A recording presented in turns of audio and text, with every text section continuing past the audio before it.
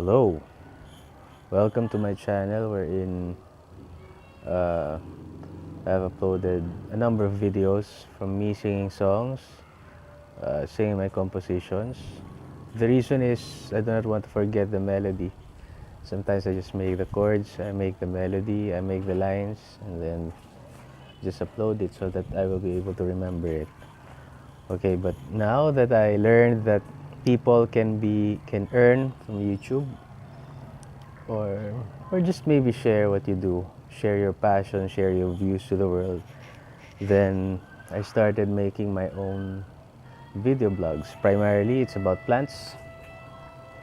You see here it's chili, so all you need is an empty container, in this case an empty ice cream container. Then I just put some metal, we call it in Tagalog alambre, you know, some steel wires, you know, and then I hanged it in this steel rod.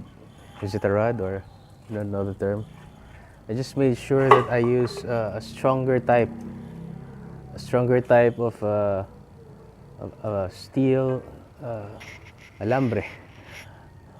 Okay, and then I was able to hang it in a very sturdy place so that this metal, which is very heavy, will be supported enough.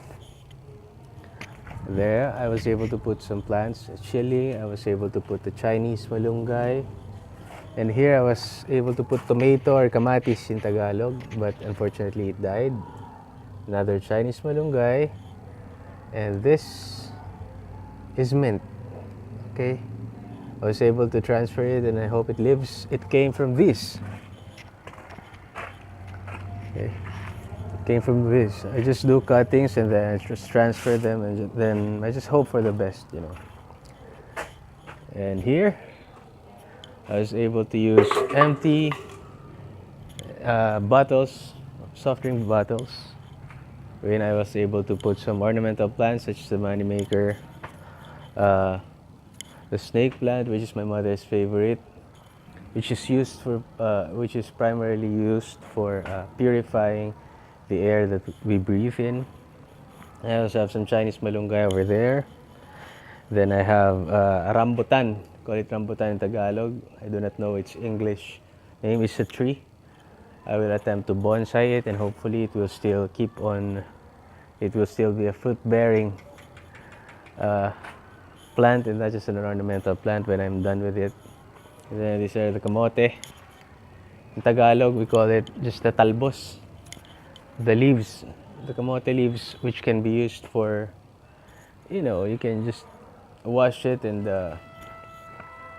eat it, basically, So I have kangkong here.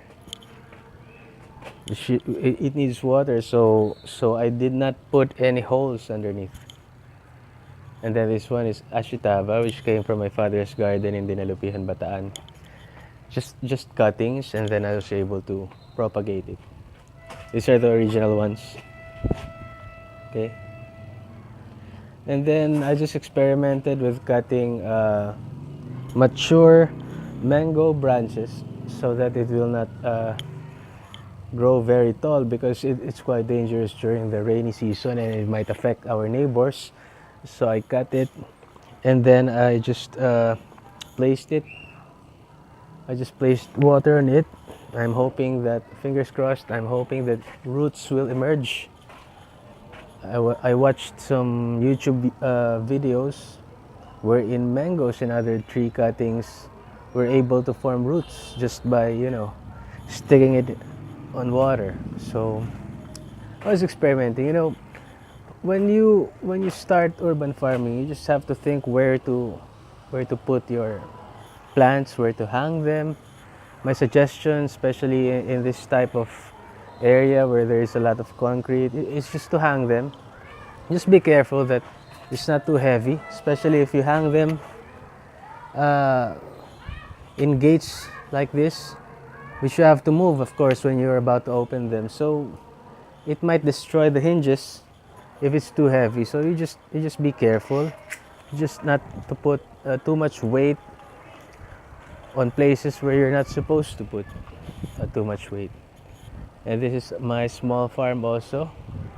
1/3 of this property belongs to my mother, so I was able to, you know, just put in some plants there. And I have malunggay there. And then I used this one. I'm very proud because some are dying, but I was able to put a plant box. I was able to make a plant box out of hierro or roofings, old roofings that were removed and were replaced. And this is my ashitaba. See, sometimes I eat this. It's said to be anti-cancer and anti-diabetes. So, and I try to speak in English, though I'm not very fluent in speaking English, so that I might get subscribers from different parts of the world, and they might understand, and they may be able to understand what I am saying or what I am sharing. So once again, just would like to share that people should begin their own urban farms, because in this world we are greedy. We just take what this world gives us. We eat, we cut trees, we utilize the resources, and we do not bother to replace them. Okay, this is also a form of saving money, though it's not lucrative, because I am not a professional. I have really no idea, but you just try, you know. Just try. Agricultural experts will say that do not use these types of soil, do not use this type of soil. I just use the available ones, and from experience, I can see where it grows and where plant doesn't. So, you just try. I even use ashes, you know, some ornamental plants grow there. Some plants such as the ipil-ipil naturally grows there from the seeds. You know, ipil-ipil is actually a tree, you know, for flood control. I suggest that the government should plant ipil-ipil trees in critical areas where flooding usually occurs, and then it will help relieve the flooding problem, because it sucks in a lot of water, needs a lot of water, and it's not sensitive. It can live anywhere, you know. So just plant, just plant something in your spare time.